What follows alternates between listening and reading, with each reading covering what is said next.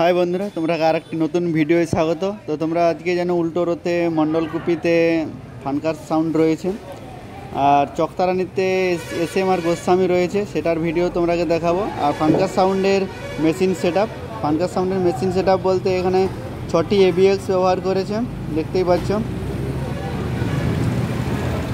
तो आगे फानकार साउंडेर जे सेटआपटी छिलो सेटा 4/4 सेटआप छिलो, तो एखाने सेटआपटी पुरो चेंज करेछे। तो ये हे मेशिन सेटआप फानकार साउंडेर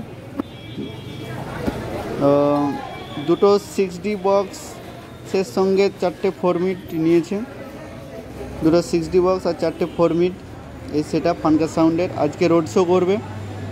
और किरकम बाजाচ্ছে তোমরাকে দেখাই, সঙ্গে থাকো।